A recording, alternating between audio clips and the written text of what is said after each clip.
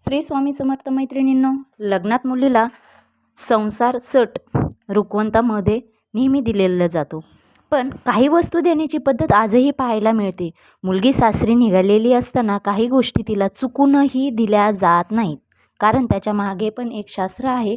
त्यासाठी मुली आपल्या आई वडिलांच्या घरी मोठ्या लाडाने वाढतात आणि लग्नानंतर तेच घर सोडून संसाराच्या घरी जातात, म्हणजेच सासरच्या घरी जातात. जेव्हा मुलगी आई वडिलांच्या घरातून सासरच्या घरी जातात, त्यावेळी आपल्या भारतीय परंपरेनुसार आई वडील आपल्या मुलीला लग्नानंतर तिच्या सुखी जीवनासाठी सर्व काही पुरवतात. पण तुम्हाला माहीत आहे का की मुलीने लग्नानंतर आई वडिलांनी आपल्या घरातून नांदायला गेलेल्या मुलीला कधीच या गोष्टी कधीही देऊ नयेत. यामुळे फार मोठे संकट येईल. मुलीने आईच्या घरातून कधीही या 3 वस्तू आणू नयेत.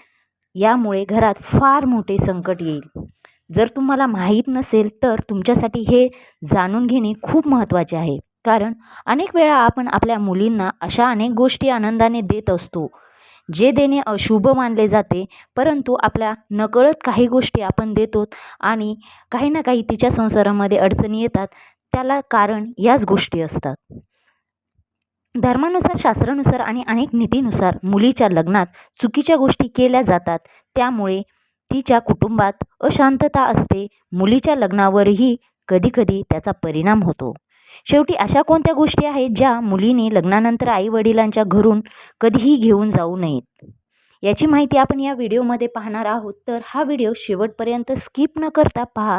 व्हिडिओवर नवीन असाल तर सबस्क्राईब करा, लाईक करा, शेअर करा आणि बेल आयकॉन बटन प्रेस करायला विसरू नका. आणि कमेंट्स बॉक्समध्ये श्री स्वामी समर्थ, श्री स्वामी समर्थ लिहा. पहिली वस्तू आहे झाडू. शास्त्रात सांगितले जाते की झाडूमध्ये माता लक्ष्मीचा वास करत असते. पण मुलीला सासरी पाठवताना झाडू देऊ नये. असे मानले जाते की जर तुम्ही मुलीला सासरी झाडू देऊन पाठवलं तर तिचा आनंद हिरावून घेतला जातो. त्यामुळे मुलीचा संसार कधी सुखी राहत नाही. तिचे जीवन दुःखाने भरलेले राहते. त्याचबरोबर मुलीला सुई किंवा टोकदार वस्तू देऊ नये. मुलगी सासरी चालली असताना सुई किंवा धारदार वस्तू तिच्यासोबत देऊ नका. मुलीला निरोप देताना अशा गोष्टी केल्याने नात्यात गोडवा येण्याऐवजी कडुता येते. या वस्तू देणे टाळावे. त्याचबरोबर गॅस किंवा स्टोव, शेगडी लग्नानंतर स्वयंपाक विधी केला जातो, म्हणजे स्वयंपाकामध्ये ज्या ज्या वस्तू दिल्या जातात त्याच्यामध्ये शेगडी आणि गॅस त्या वस्तू देऊ नये. मुलीने तिच्या माहेरून दिलेला गॅस, शेगडी वापरावी असे अनेक पालकांची इच्छा असते. म्हणूनच आपल्या मुलीला निरोप देताना स्टोव दिला जातो, पण हे अजिबात करू नये. शास्त्रानुसार नवविवाहित वधूने माहेरच्या घरातून चूल घेऊन सासरच्या घरी प्रवेश केला तर त्याचा थेट परिणाम त्या घरातील गृहस्थीवर होतो.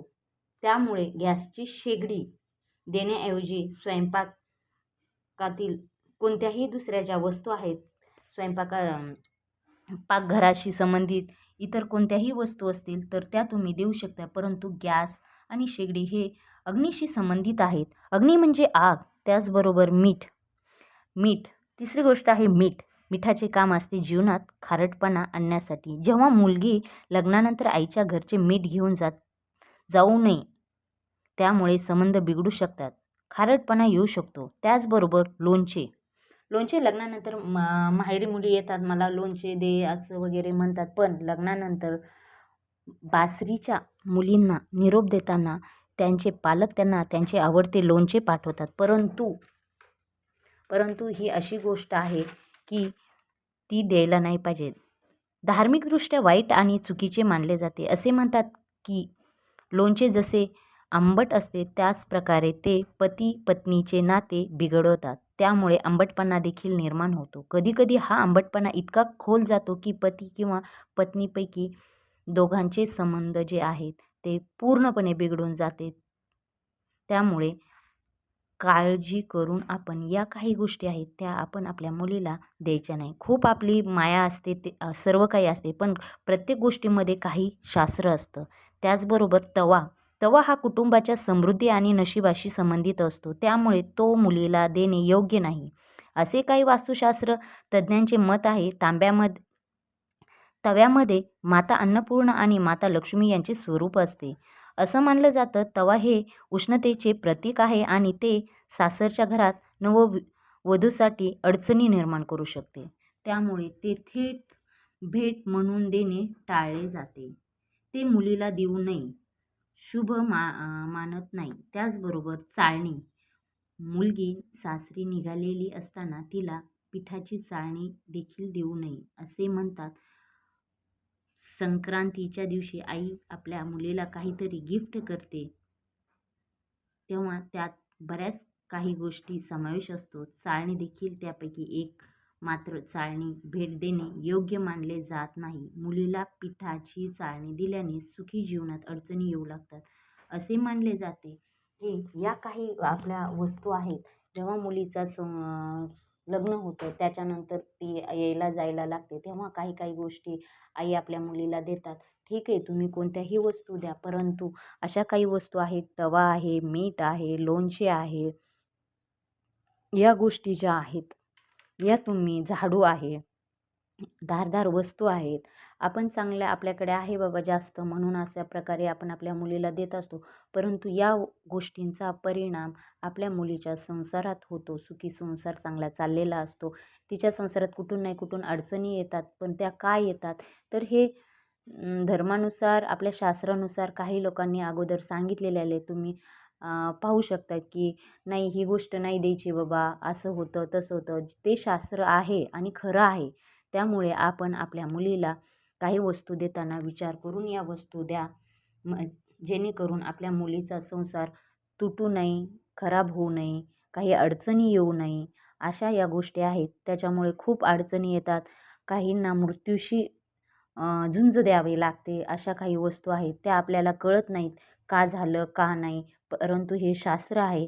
त्यामुळे तुम्ही आपल्या मुलीला देताना धारदार वस्तू देऊ नका, झाडू देऊ नका, मीठ देऊ नका की त्या मिठामुळे त्यांच्या जो संसार आहे त्याच्यामध्ये खारटपणा येईल. गॅसची शेगडी देऊ नका ज्याच्यामुळे त्याच्यामध्ये आग लागण्याची शक्यता होईल. त्यामुळे या वस्तू तुम्ही देऊ नका. जर तुम्हाला हा माझा व्हिडिओ आवडला असेल तर नक्की माझ्या चॅनलला सबस्क्राईब करा, लाईक करा, शेअर करा. नवनवीन व्हिडिओसाठी तुम्ही नक्की बेल आयकॉन बटन प्रेस करा आणि कॉमेंट्स बॉक्समध्ये नक्की लिहा श्री स्वामी समर्थ, श्री स्वामी समर्थ.